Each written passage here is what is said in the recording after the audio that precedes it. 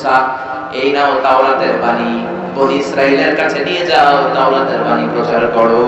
মুসা আলাইহিস সালাম অনেক শক্তিশালী মানুষ ছিলেন। এক থাপ্পড় মেরে ফেরাউনের বাবুর্চিকে দুনিয়া থেকে বিদায় করে দিয়েছেন। রেগে গেলে ওনার মাথার চুলগুলো টুপি ভেদ করে উপর দিয়ে এরকম খাড়া হয়ে দাঁড়িয়ে যেত। থাপ্পড় মেরে মালাকুল মউতের চোখ কানা করে দিয়েছিলেন। তো মুসা আলাইহিস সালামের গায়ে এত শক্তি উনি ভাবলেন আল্লাহ তাআলা এই তুর পাহাড়ের উপরে আমাকে তাওরাত কিতাব দিলেন, আল্লাহ নিজ হাতে লিখে লিখে দিলেন কাঠের ফলকের উপর, তক্তার উপর। কত খুশনসিব আমার, যাই যাই তাওরাতের ফলকগুলো নিয়ে বাড়িতে যাই, এটা দাওয়াত দিতে হবে। কিন্তু কাঠের তক্তার মধ্যে হাত দিয়ে দেখে তক্তা নাড়ানো যায় না। এর চেয়ে অনেক বড় তক্তা জীবনে উনি কাঁধে নিয়েছেন, কিন্তু তাওরাত লেখা তক্তা নাড়ানো যায় না। তক্তা চিনেন তো না? চিনেন? কাঠের বড় বড় মোটা তক্তা থাকে না, তো এই তক্তা নাড়ানো যায় না। উনি ভাবলেন এই দিক দিয়ে নাড়ানো যায় না, মানে ওই দিক দিয়ে যাবে, ঘুরে ওই দিক দিয়ে যে তক্তা ধরে টান দেয়, কিন্তু তক্তা নাড়ানো যায় না। এবার ভাবলেন মাঝখান থেকে ধরলে মনে হয় পারা যাবে, মাঝখান দিয়েও পারা যায় না। আল্লাহর ডেকে বললেন, আল্লাহ কেমন তক্তার উপরে তাওরাত লিখে দিলা, তক্তা নড়ে না, আমার ভাই জিব্রাইল রে বলো আমারে সাহায্য করতে। আল্লাহ বললেন, জিব্রাইল যাও সাহায্য করো তোমার ভাই মুসারে। সাইয়েদনা মুসা বললেন, ও জিব্রাইল তুমি ওই দিকে ধরো, আমি এই দিকে ধরি, দুইজনে মিলে টান দেই, হেইয়ো, আরো জোরে, আসরা নাই? তো দুইজনে মিলে হেইয়ো করে টান দিচ্ছে, কিন্তু কি আজীব তামাশা, দুইজনে মিলে টানাটানির পরে তক্তা নড়ে। যত গায়ে জোর আছে ইচ্ছে মতো টান দিচ্ছে, টানের চোটে দেহের প্রতিটা লোমকূপ দিয়ে ঘাম বের হচ্ছে, টানের চোটে কোমরের রগ ছিঁড়ে যাওয়ার অবস্থা, কিন্তু তক্তা নাড়ানো যায় না। সুবহানাল্লাহ। ও আল্লাহ, জিব্রাইল তো পারে না, জিব্রাইলের সহকারী ফেরেশতাদের পাঠাও, সবাই মিলে তক্তা টানাটানি করে, তক্তা নড়ে না। আল্লাহ বললেন, মুসা তক্তার ওজন নাই, কিন্তু এই তক্তার মধ্যে যেই বাণীগুলো লেখা, বাণীটা কার? এটা বোঝানোর জন্য আমি তক্তার ওজন বাড়িয়ে দিয়েছি। এবার তুমি একাই পারবা, কাঁধে নাও, কাঁধে নিয়ে বাড়িতে যাও। এবার মুসা আলাইহিস সালাম একা তক্তাগুলো কাঁধে নিয়ে বাড়িতে রওনা বলে এই তাওরাত কিতাব আল্লাহ তাআলা তুর পাহাড়ের উপরে নাযিল করেছেন। সুবহানাল্লাহ। মেরাজের রজনীতে বিশ্বনবীকে আকাশ দিয়ে উড়িয়ে তুর পাহাড়ের উপরে রেখে সাইয়েদনা জিবরাইল বললেন, নবী আপনি একটু দোয়া করেন। বিশ্বনবী বললেন, আমাকে দোয়া করতে বললা, এটা কোন জায়গা, কোন পাহাড়, অন্ধকারে কিচ্ছু দেখি না। সাইয়েদনা জিবরাইল বললেন, এটা আপনার ভাই মুসার পাহাড়, এটা হলো তুর পাহাড়। মেরাজের রাতে বিশ্বনবী ওখানে একটা স্টেশন দিয়েছিলেন। আমি নিজেই তুর পাহাড়ে জীবনে 2 বার উঠছি। আলহামদুলিল্লাহ, আমার জীবনে এর চেয়ে বেশি কষ্ট আমি করি নাই। এই তুর পাহাড়ে উঠতে যে কষ্ট। নিচে একটা গির্জা আছে খ্রিস্টানদের, সেন্ট ক্যাথারিনা গির্জা। আবার একটা জায়গা আছে ওয়াদি আল মুকাদ্দাস, তুয়া, পবিত্র উপত্যকা। সুবহানাল্লাহ পড়ে। ওখানে জায়গাটা 3 ধর্মের লোকদের জন্য তীর্থস্থান, পবিত্র জায়গা। খ্রিস্টানরাও যায়, ইহুদিরাও যায়, আমরাও যাচ্ছি। মাঝরাতে ওঠা শুরু করতে হয়, ফজরের সময় উঠে আবার ব্যাক করতে হয়, কারণ 10টা-11টা করে সূর্যের তাপে পাথরের এত তীব্রতা, গরম হয়ে যায়, মানুষের পক্ষে সহ্য করা সম্ভব হয় না। উঠলাম পেয়ে, আল্লাহু আকবার, যেখানে নূরের তাজাল্লি দিয়ে আল্লাহ পাকটাকে জ্বালিয়ে দিয়েছিল। ফালাম্মা তাজাল্লা রাব্বুহু জাআলাহু দাক্কান ওয়া খাররা মুসা সাইকা। মুসা আলাইহিস সালাম বেহুশ হয়ে গেলেন। ওইখানে গেলাম, তুর পাহাড়ের উপরে একটা খ্রিস্টানদের ছোট চার্চ আছে, ইহুদিদের একটা ছোট্ট সিনাগগ আছে। আমাদের যেমনি মসজিদ, ইহুদিদের মসজিদের নাম কি? সিনাগগ। কি নাম? একটা সিনাগগ আছে। আর আমাদের ছোট্ট একটা মসজিদ আছে। ফজরের সালাত পড়লাম, সেখান থেকে নেমে আসলাম। এই তুর পাহাড় এমন একটা জায়গা, ইয়াজুজ মাজুজ এসে যখন পৃথিবীতে ফিতনা ছড়াবে, সাইয়েদনা ঈসা আলাইহিস সালামের নেতৃত্বে দুনিয়ার সব মুসলমানগুলো তুর পাহাড়ের উপরে যে আশ্রয় নেবে, চিল্লায় করে সুবহানাল্লাহ।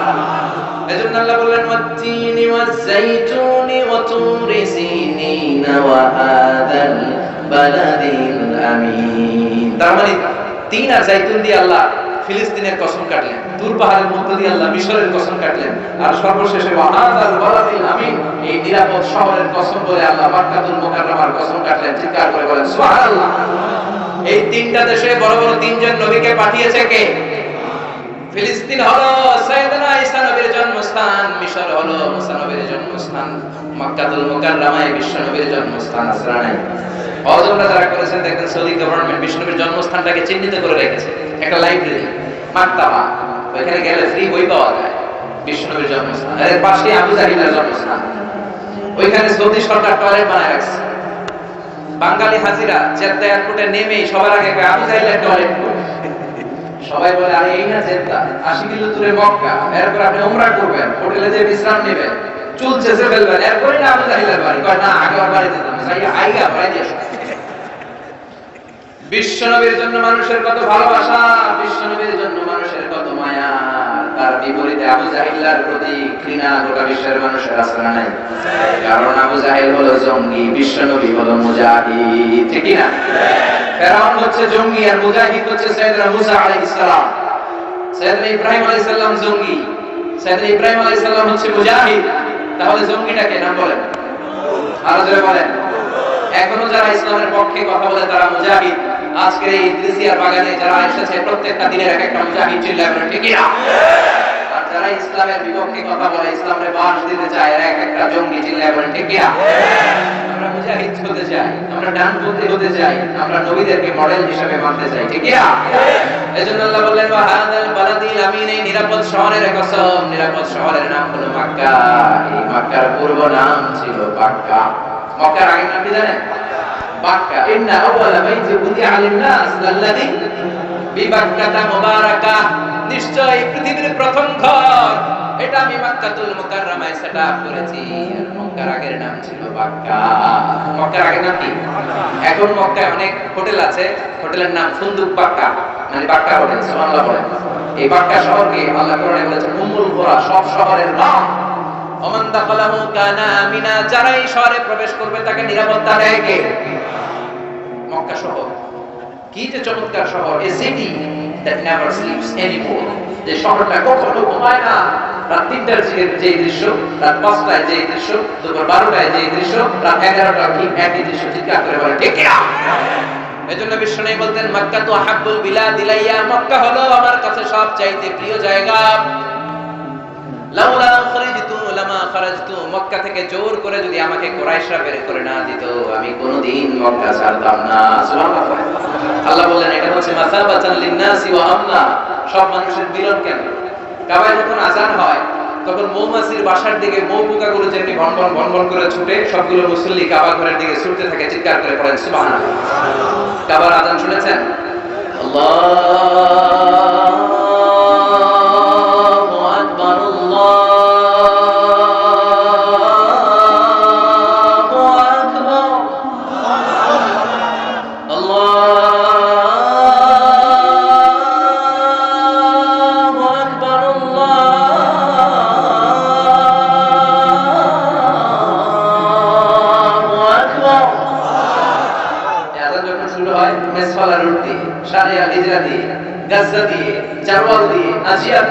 সবগুলো মানুষ মৌকুকার মতো কাবার দিকে যেতে শুরু করে, চিৎকার করে পড়েন সুবহানাল্লাহ। শায়েখ আব্দুর রহমান আস-সুদাইস বলে ইস্তাকিমু ওয়া'তাদিলু, আকিমুস সুফুফাকুম ওয়া'তাদিলু। আল্লাহু আকবার। আল্লাহু আকবার বললেই লক্ষ লক্ষ মুসল্লিরা কাবার চারদিকে সেনাপতির কমান্ড আসার সাথে সাথে যেমনি মুহূর্তের মধ্যে গোল হয়ে দাঁড়িয়ে যায়, সবগুলো মুসল্লি লক্ষ লক্ষ মুসল্লি 5 সেকেন্ডের ব্যবধানে সব গোল হয়ে দাঁড়িয়ে যায়, চিল্লায় করে সুবহানাল্লাহ। এজন্য আল্লাহ বললেন এটা হলো বরকতের জায়গা, নিরাপত্তার জায়গা। প্রতিদিন কাবা ঘরকে কেন্দ্র করে রব্বুল আলামিন 120টা রহমত নাযিল করে থাকে। কয়টা? জোরে কর। 60 আলি তাইফিন, 60টা রহমত যারা তাওয়াফ করে। 7 টার্নস মেক আ তাওয়াফ। কাবার একটা কর্নারে একটা স্টোন আছে, ব্ল্যাক স্টোন, হাজারুল আসওয়াদ। এটাতে কিস করলে জীবনের সব গুনাহ এই স্টোনে পাথরটা টেনে নিয়ে যায়। কিয়ামতের দিন আল্লাহ এই পাথরকে একটা ঠোঁট দিবে, জিহ্বা দিবে আর দুইটা চোখ দিবে, আর পাথরটাকে দাঁড় করাবে। কিয়ামতের ময়দানে পাথরটা দাঁড়িয়ে দাঁড়িয়ে বলবে আল্লাহ এই মুসল্লি, এই হাজী, এই উমরা পালনকারী আমাকে চুমু দিয়েছিল, এর তুমি জাহান্নামে ঢোকাতে পারবে না। 120টা রহমতের মধ্যে থেকে 60 আলিল তাইফিন, 60টা রহমত তাওয়াফকারীদের জন্য। 40 আলিল মুসল্লিন, 40টা রহমত যারা কাবার চারদিকে নামাজ পড়ে তাদের জন্য। বলে 20 আলিন নাযিরিনা ইলাল কাবা, বাকি 20টা রহমত যারা তাওয়াফ করে না, নামাজও পড়ে না, শুধু কাবার দিকে নজর করে তাকিয়ে থাকে। কাবার দিকে নজর করে তাকালেই সওয়াব। যেতে মনে চায় না? কাবার দেখতে মনে চায়? কার কার হাত তুলে আল্লাহ দেখা।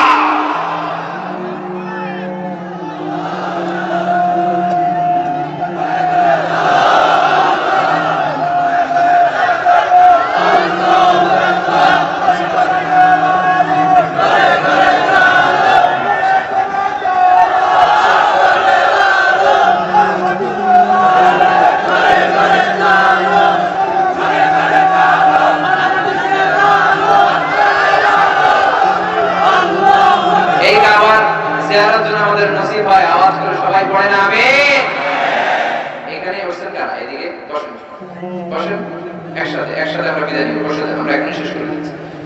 এজন্য আল্লাহ তিন জায়গার কসম কাটলেন, ফিলিস্তিনের কসম, তিন জাইতুনের কসম, তুর পাহাড়ের কসম, মক্কাতুল মুকাররমার কসম। তিনটা কসম কেটে আল্লাহ বললেন, লাকাদ খালাকনাল ইনসানা ফি আহসানি তাকওয়িম। সুবহানাল্লাহ।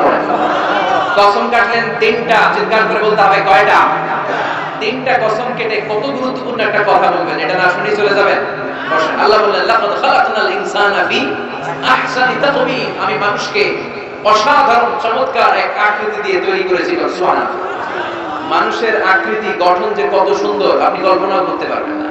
যারা হিউম্যান অ্যানাটমি, প্রাণীবিদ্যা বা মরফোলজি, আকৃতি সংক্রান্ত জীববিদ্যা নিয়ে পড়াশোনা করে তারা বুঝবে মানুষের চেহারার সাথে পৃথিবীর কোন প্রাণীর কোন মিল আছে?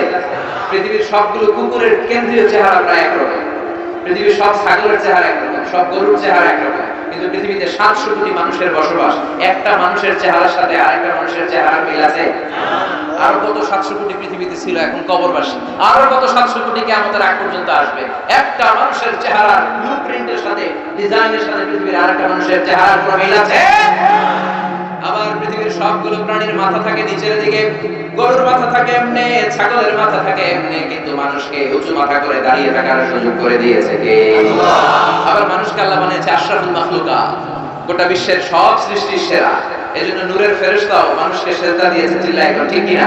তুমি মাটির আদমকে প্রথম সৃষ্টি করিয়া ঘোষণা করিয়া দিলে শ্রেষ্ঠ বলিয়া, তাই তো নূরের ফেরেশতা করে আদমকে সেজদা, তাই তো নূরের ফেরেশতা করে আদমকে সেজদা, সবার চেয়ে সম্মান দিলে মাটির আদমকে।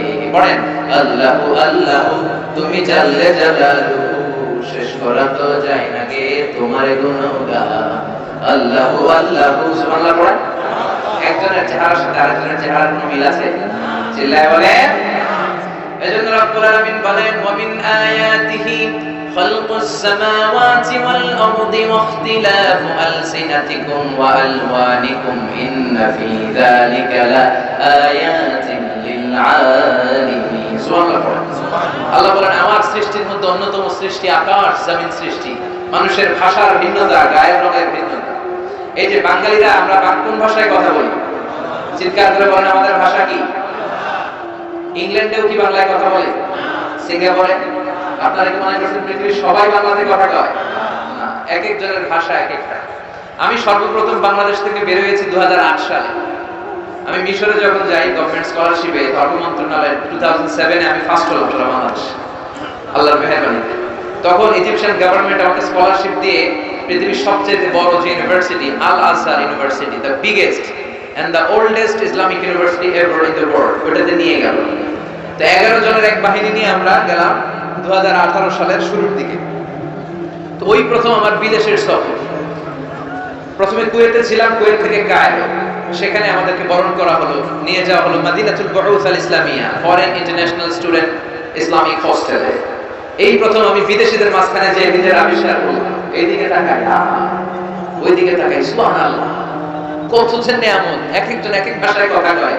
আমি বাংলায় বললে আমার ইংল্যান্ডের ফ্রেন্ডরা বুঝে না, আবার ইংল্যান্ডের ফ্রেন্ডরা ইংরেজিতে কইলে আরবরা বুঝে না, আর আরবরা যখন জায়গা হাবিবি আমেলে কয়েস এরকম বলা শুরু করে, চাইনারা বুঝে না, আর চাইনারা যখন একজন আরেকজনের সাথে ইয়াং ফিয়াং জিয়াং চিয়াং চিয়াং এরকম শুরু করে, আমরা কিছুই বুঝি না। সুবহানাল্লাহ পড়ে। এই যে ভাষার ভিন্নতা, এটা তাফসীর আমি ভালো বুঝতে পেরেছি যখন মিশরে গিয়েছি। এরপরে আল্লাহ বললেন, ওয়াখতিলাফু আলওয়ানিকুম, তোমাদের চামড়ার ভিন্নতা। আমার চামড়া যেমন, আপনার চামড়া যেমন, ওনার চামড়া যেমন। এক বাবার 5 ছেলে, একটা ধলা, আর একটা কালা, আর একটা শ্যামলা, আসলে নাই?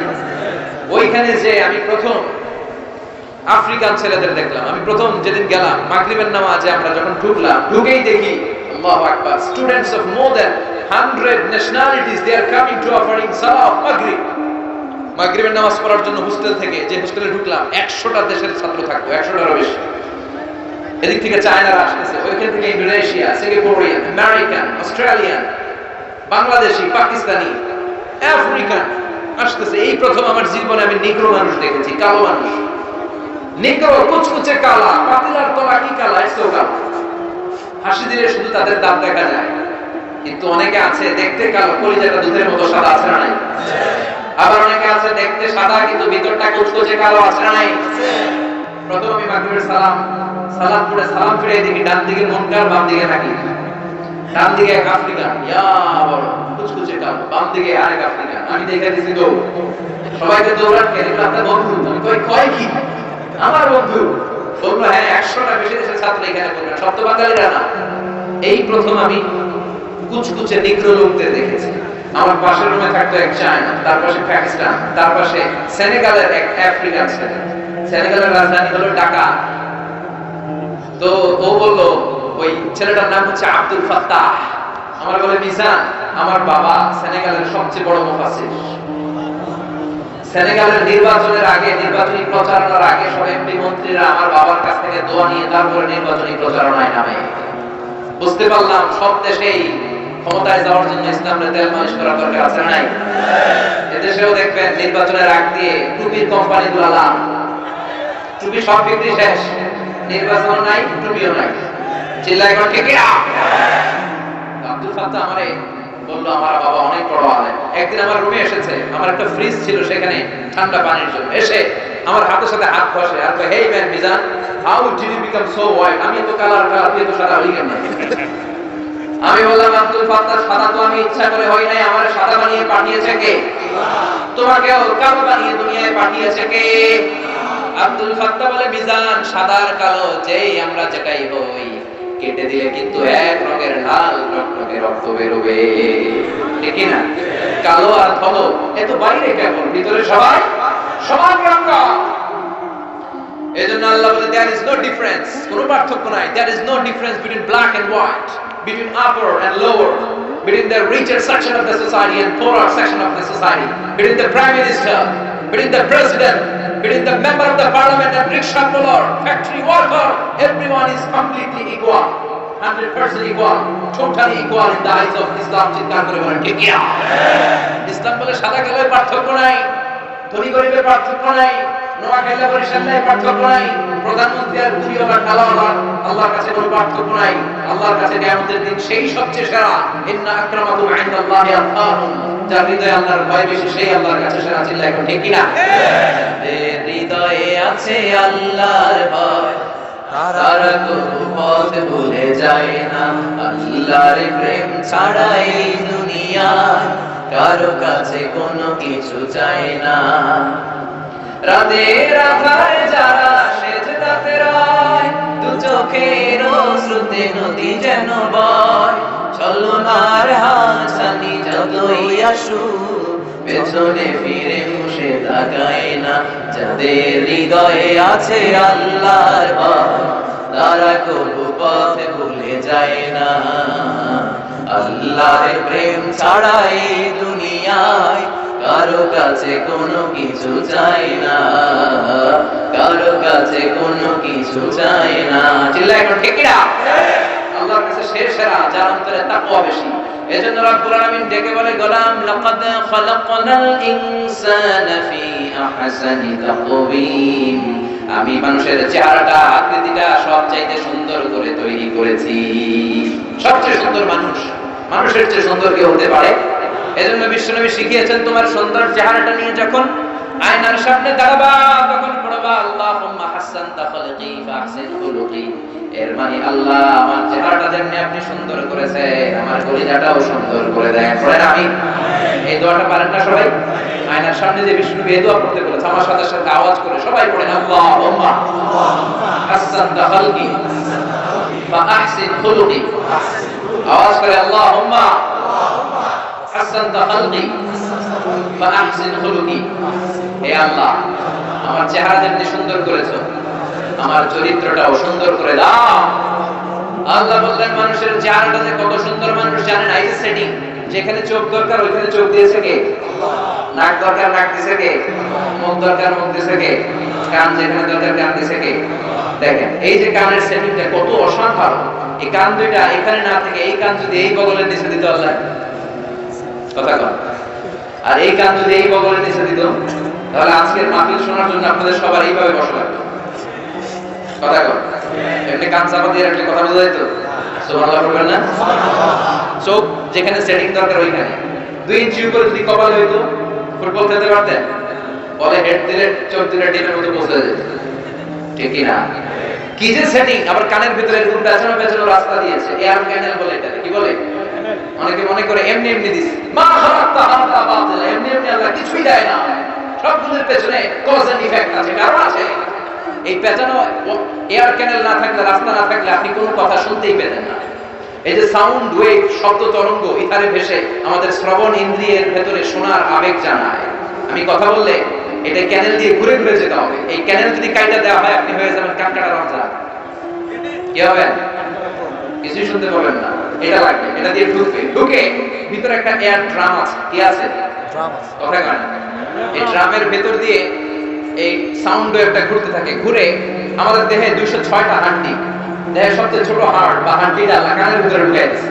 ওই হাড়টার আবার 3টা পার্টিশন, আউটার ইয়ার, মিডল ইয়ার, ইনার ইয়ার। আউটার ইয়ারে নক করে, মিডল ইয়ারে নক করে, এরপরে ইলেকট্রিক্যাল সিগন্যালের মাধ্যমে এই সাউন্ড ওয়েভ, শব্দ তরঙ্গ ট্রান্সমিট হয়ে ব্রেইনের হেয়ারিং নার্ভ, শুনবার যে স্নায়ু, ওই স্নায়ুর ভিতরে ঢুকে চিল্লায় সুবহানাল্লাহ। আজারের দিকে তাকায় আছেন আর মজার মজায় শুনতেছেন। এগুলো এমনি মজায় মজায় ঢুকে নাই, এই সবগুলো কারিশমা কার? এজন্য এই কান দিয়ে মুসলমান কোনোদিন হিন্দি গান শুনতে পারে না। ওই কান দিয়ে মুসলমান দুমা চলে দুম শুনতে পারে না। ওই কান দিয়ে কি শুনতে হবে? কোরআনের আয়াত, ঠিক কি না? যেন কানে শুনি সদা তোমার কালাম, এ খোদা চোখে যেন দেখি শুধু কোরআনের আয়াত। শোনো আমার মুনাজাত, শোনো শোনো ইয়া ইলাহি আমার মুনাজাত, শোনো আমার মুনাজাত। পড়েন আমিন। আমিন। আর জোরে বলেন আমিন। আবার রব্বুল আলামিন বলেন আলাম নাজআল লাহু আইনাইনি ওয়া লিসানান ওয়া শাফাতাইনি ওয়া হাদাইনাহু নাজদাইন। সুবহানাল্লাহ। আল্লাহ বলে আমি কি তোরে চোখ দেই নাই? চোখ দিয়েছে কে? 2 মিলিমিটার ডাইমেনশনের ছোট চোখ। এই ভাইরে যেমনে দেখি সূর্যের দিকে তাকালে সূর্যেরও যেতে দেখি। সুবহানাল্লাহ পড়ে। মেগাপিক্সেল ক্যামেরার ছবিটারে সুন্দর বানায় না? এক একটা চোখের ভিতরে আল্লাহ 475 মেগাপিক্সেল ঢুকায় দিয়েছে। Human eyes can identify more than 10 million colors. আমাদের এই চোখ দিয়ে আমরা খালি চোখে 10 মিলিয়ন, 1 মিলিয়নে 10 লক্ষ, তার মানে 1 কোটিরও বেশি ধরনের রং শনাক্ত করতে পারি। সুবহানাল্লাহ পড়ে। এরপর আল্লাহ বললেন জিহ্বা যেখানে সেটিং এর দরকার ওইখানে করলাম। দেখেন এই জিহ্বার উপরের দিক দিয়ে খাবারের স্বাদ নেওয়া যায়, জিহ্বার তলা দিয়ে খাবারের স্বাদ পাওয়া যায়? কথা কন। জিহ্বার উপরে যদি আপনি মিষ্টি রাখেন, মিষ্টি পাওয়া যাবে না, টক রাখলে টক, কিন্তু জিহ্বার তলার ভিতরে মিষ্টি ঢুকে গেলে কোন স্বাদ পাওয়া যায়?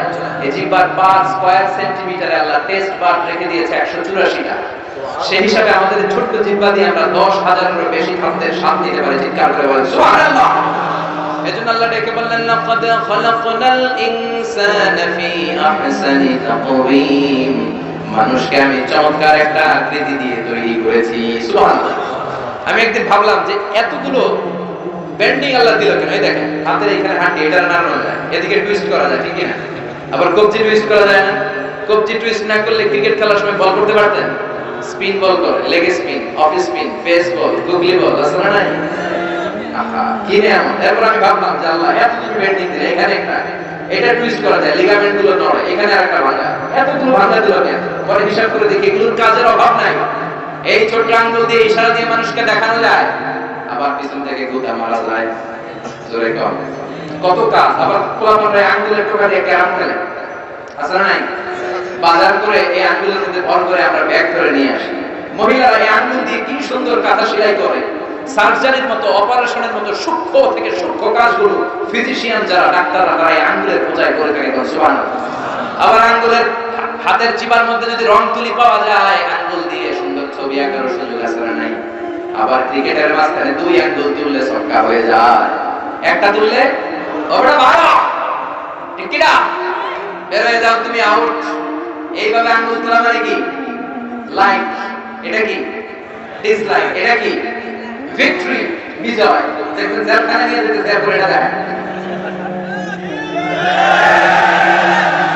আসলে নাই? মুমিনদেরকে বিজয় দান করে কে?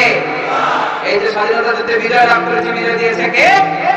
সাগরে রক্তের বিনিময়ে বাংলার স্বাধীনতা দিলেন যিনি, আল্লাহ তোমাকে ভুলবো না, আল্লাহ তোমাকে ভুলবো না, এক সাগরে রক্তের বিনিময়ে বাংলার স্বাধীনতা দিলেন যিনি, আল্লাহ তোমাকে ভুলবো না, আল্লাহ তোমাকে ভুলবো না।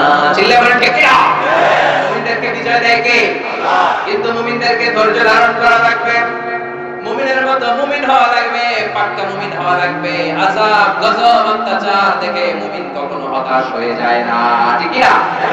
ওয়ালা তাহিনু ওয়ালা তাহজানু ওয়া আনতুমুল আ'লাউনা ইন কুনতুম মুমিনিন। হতাশ হয়ো না, চিন্তিত হয়ো না, বিজয় তোমাদের হবেই। কালিমার পতাকায় বাংলার জমিনে পথ পথ করে উড়বে, চিল্লায় বলেন ঠিক কিনা? কোন এলাকায়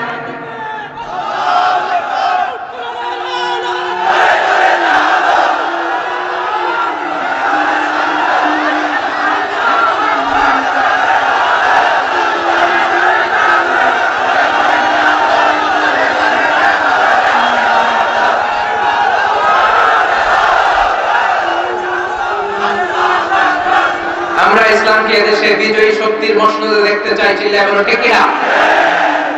কেউ যদি মাসলুম হয়, মাসলুমের রক্ত যদি জমিনে লাগে, ওই জমিনের ক্ষমতা আল্লাহ মাসলুমদের হাতে তুলে দেয়।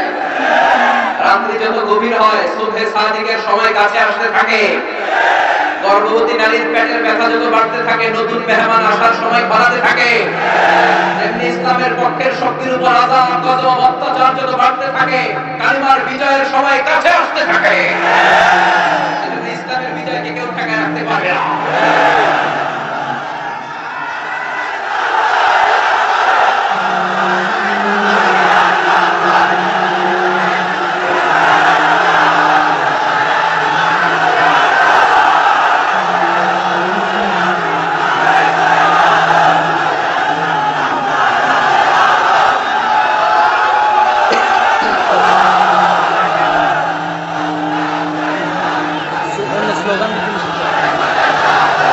আল্লাহ এদেশে তুমি কালেমার পতাকাকে বিজয়ী বেশে আমাদেরকে দেখার তৌফিক দান করো, সবাইকে একসাথে ইসলামের পক্ষে থাকার তৌফিক দান করো।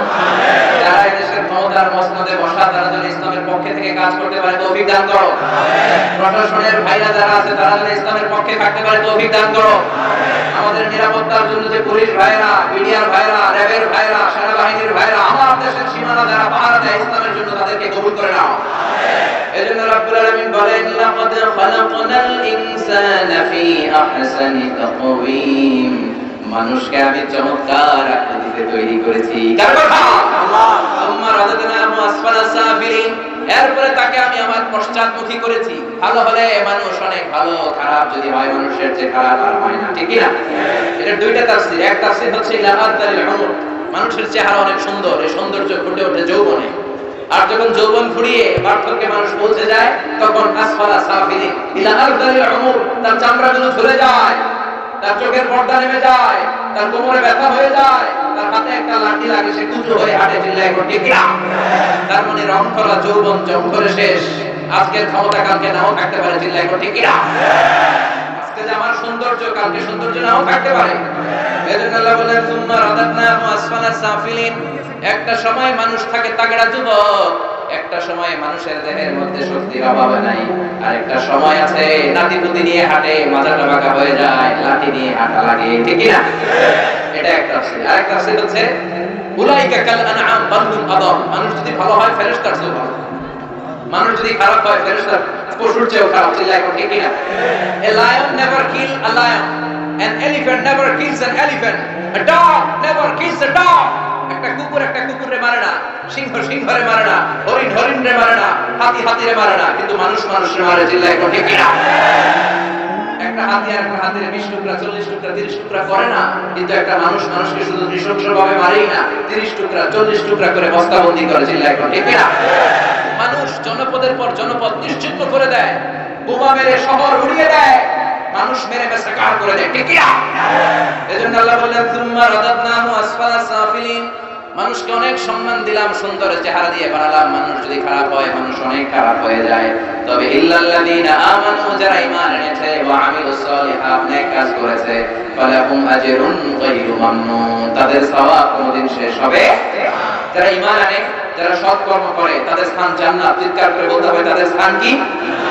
মালিক তুমি জান্নাতে, তোমার পাশে আমায় একটি ঘর বানিয়ে দিও, একটি ঘর বানিয়ে দিও, সে বিভীষিকাময় মহাদিনে তোমার প্রতিবেশী করে নিও। মালিক তুমি জান্নাতে, তোমার পাশে আমায় একটি ঘর বানিয়ে দিও। বলেন আমিন। ফামা ইউকাযযিবুকা বা'দু বিদ্দীন, আলাইসা আল্লাহু বিআহকামিল হাকিমিন। এত নিয়ামত দেওয়ার পরে কোন জিনিস তোমাকে দিন থেকে আলাদা করে রেখেছে তুমি কি জানো না? আল্লাহ তাআলা হলেন সর্বশ্রেষ্ঠ বিচারক। আল্লাহর চাইতে বড় বিচারক পৃথিবীতে আছে নাকি? দুনিয়াতে বিচারপতির বিচার নাও হতে পারে, কিন্তু কিয়ামতের দিন বিচারপতির বিচার আছে না নাই? সবচেয়ে বড় বিচারক আল্লাহর দরবার। দুনিয়াতে যত বিচারগুলো আমরা পাই নাই, সবগুলোর বিচার করবে কে? আল্লাহ। আপনার জমি মেরে মিথ্যা দলিল করে আপনার জমি খাইয়া দিয়েছে, দুনিয়াতে বিচার পান নাই, কিন্তু আখিরাতে ওই বিচার আছে নাই? আপনারে অন্যায় ভাবে মেরেছে, দুনিয়ায় বিচার পান নাই, আখিরাতে ওই বিচার আছে নাই?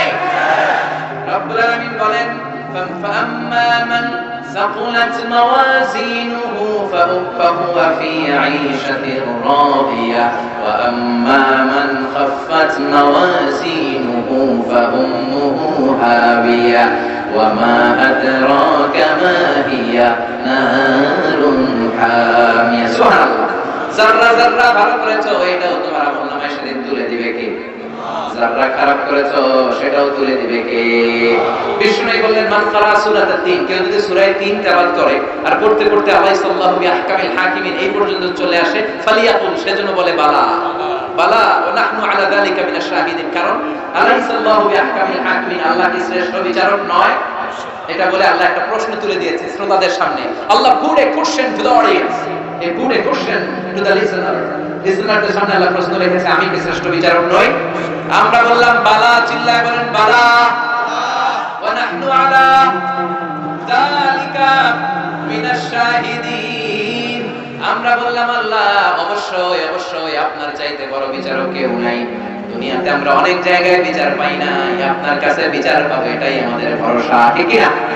এজন্য মনের সব জ্বালা যন্ত্রণা আমরা বলবো একজনের কাছে, তিনি কে? আল্লাহ। কেউ যেটা পারে না পারে কে? কেউ যেটা দেখে না দেখে কে? সে আল্লাহর উপর ভরসা রাখতে রাজি আছে মুসলমান। অনেক বৌদ্ধ মুসলমান হয়েছে, অনেক নৃগোষ্ঠী চাকমারেরা মুসলমান হয়েছে। আমাকে বললো এর সংখ্যা প্রায় 200। এর সংখ্যা প্রায় কত? 200।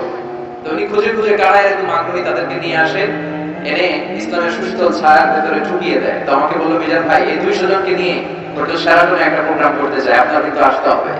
কি অসাধারণ ইনিশিয়েটিভ! এই ইনিশিয়েটিভ গুলো আমাদের নেওয়া দরকার। আল্লাহ আমাদের জামাল ভাইকে তুমি কবুল করো। আমিন। আমরা এই কথা বলেছে মুফতি আমির হামজা, অসাধারণ কোরআন থেকে কথা বলে, আল্লাহর দেয়া বাংলাদেশের জন্য নিয়ামত। নিশ্চয়ই কোরআন থেকে চমৎকার বয়ান শুনিয়েছে। ভাই যা আলোচনা করলেন আমরা যেন আমল করতে পারি, তুমি তৌফিক দাও। আমিন।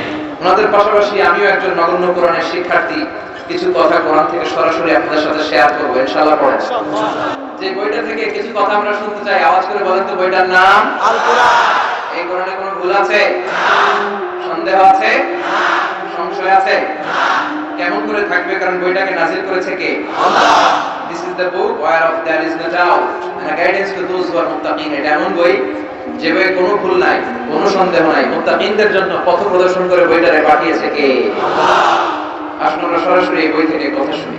আমি আমার খুতবার শুরুতে কোরআনের 30তম পারার ছোট্ট একটি সূরা, 95 নম্বর সূরা, সূরাতুত তিন তেলাওয়াত করেছি। যে সূরাতুত তিনের ব্যাপারে আমরা কিছু কথা শুনবো, কি গাইডলাইন, কি ইনস্ট্রাকশন, কি ইরশাদাত, কি ওয়াজ নসিহত আল্লাহ এর মধ্যে করলেন আমরা সবাই শুনবো ইনশাআল্লাহ। পড়ো ইনশাআল্লাহ। সূরাতুত তিন আমাদের মুখস্থ আছে না? এই সূরাটা মাক্কি সূরা। আওয়াজ করে বলেন তো কি সূরা? মাক্কি সূরা। এই সূরার আয়াত সংখ্যা 8টি। কয়টি? 8টি। এটা মাক্কি সূরা। এটা কোরআনের 30তম পারায় অবস্থিত। কততম পারায়? 30তম পারায়। এই সূরাটা আল্লাহ তাআলা একটা ফলের নামে ডেডিকেট করেছে। কিসের নামে? ফলের নামে। কোরআনের যে সূরাগুলো এগুলোকে ইংরেজিতে বলে চ্যাপ্টার অফ দ্য হোলি কোরআন। তো কোরআনের চ্যাপ্টারাইজেশন গুলো যদি আপনি খেয়াল করেন আপনি অবাক হবেন কি সুন্দর চ্যাপ্টারাইজেশন। এখানে আল্লাহ ফলের নামে একটা চ্যাপ্টার দিলেন। কোরআনে 114টা চ্যাপ্টার আছে। কয়টা? সবাই বলেন 114টা চ্যাপ্টার আছে কোরআনের ভিতরে। এর মধ্যে একটা চ্যাপ্টার আল্লাহ দিলেন ফলের নামে। কিসের নামে? সূরাতুত তিন। তিন হচ্ছে একটা ফল, ডুমুর ফল, ইংরেজিতে বলে ফিগ। ডুমুর খাইছেন না আপনারা? নোয়াখালীতে হয়। আগে শুনতাম ডুমুর খাইলে নাকি মানুষ পাগল হয়ে যায়। ভুয়া কথা, একেবারে ভুয়া কথা। ডুমুর ফলটা অনেক ভালো, হাইজেনিক, এর মধ্যে হিউজ নিউট্রিশন আছে, অনেক সুস্বাস্থ্যকর একটা খাবার। তো ফলের নামে আল্লাহ সূরা দিলেন। এরপরে যেখানে খাবার রাখা হয় ডাইনিং টেবিল বা মাইদা, দস্তরখানা, এটার নামে একটা কোরআনে আল্লাহ সূরা দিলেন, সূরাতুল মাইদা। সুবহানাল্লাহ পড়েন। এরপরে মানুষের নামে সূরা দিলেন, জিনের নামে সূরা দিলেন। মানুষের নামে সূরা আছে না? সূরাতুল ইনসান। আবার কোরআনের সর্বশেষ সূরার নাম কি?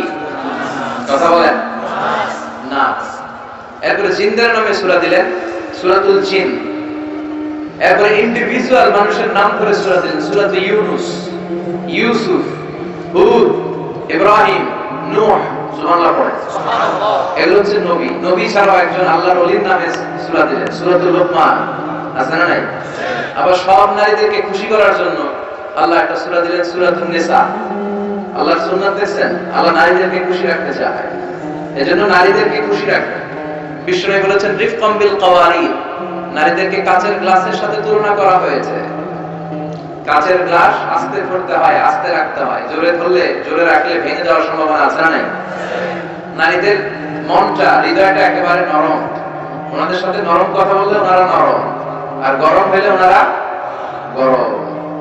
এজন্য ভালোবাসার কথা বলবেন বেশি, আদর সোহাগ দিয়ে বলবেন তুমি আমার সব। কি বলবেন? ওই যে পোলাপাইন কয়, ছোট ছোট বাচ্চারা করতেছে তুমি আমার সব। তোমার কপালে তো এখনো কেউ চলে নাই মেয়ে, মুরব্বীরাই না বলবে। তো আদর করবেন, সোহাগ করবেন। নারীদেরকে বিশ্বনবী সোহাগ করতেন। প্রতিদিন সকালবেলা ঘর থেকে বের হওয়ার আগে বলবেন আই লাভ ইউ। কি বলবেন? পোলাপান তো একটা কইতেছে আই লাভ ইউ, মুরব্বীরা কয় না কমু না, অনেক কইছি। বলবেন, এগুলো বললে ভালোবাসা বেড়ে যায়। আদর সোহাগ দিয়ে বলবেন তুমি আমার সব, তুমি আমার ভালোবাসা, তুমি আমার জান, তুমি আমার প্রাণ, তুমি আমার ময়না পাখি, তুমি আমার কৈতরি। বলেন বলেন না? আর বিশ্বনবী তো মা আয়েশাকে আদর করে হুমায়রা ডাকতো। হুমায়রা মানে এমন মেয়ে যে মেয়ে রেগে গেলে গাল দুইটা আনার ফলের মতো লাল হয়ে যায়। এত ভালোবাসতো মা আয়েশাকে। রাত্রিবেলা মাঝে মাঝে দৌড়াদৌড়ি খেলতো। আপনারা খেলেননি বউ লেগে দৌড়াদৌড়ি? না যৌতুকের লাগে হেদিরে দৌড়া, আর হেদির বাসাল্লায় দেয় দৌড়। এই দৌড়াদৌড়ি না, ভালোবাসার একটা দৌড়াদৌড়ি আছে না নাই? বিষ্ণুই বলতেন আয়েশা তুমি কখন আমার উপর খুশি আর কখন তুমি রেগে থাকো দুইটাই কিন্তু বুঝি। আয়েশা বলেন কেমনে বুঝেন ইয়া রাসূলুল্লাহ? বিষ্ণুই বললেন আয়েশা যখন তুমি রেগে থাকো আমার উপর তখন তুমি মুনাজাতের সময় দোয়ার সময় বলো হে ইব্রাহিম আলাইহিস সালামের আল্লাহ, হে নূহ আলাইহিস সালামের আল্লাহ, হে মুসা আলাইহিস সালামের আল্লাহ, আপনি মদিনার উপর রহমত নাযিল করেন, আপনি আমাদের ক্ষমা করে দেন।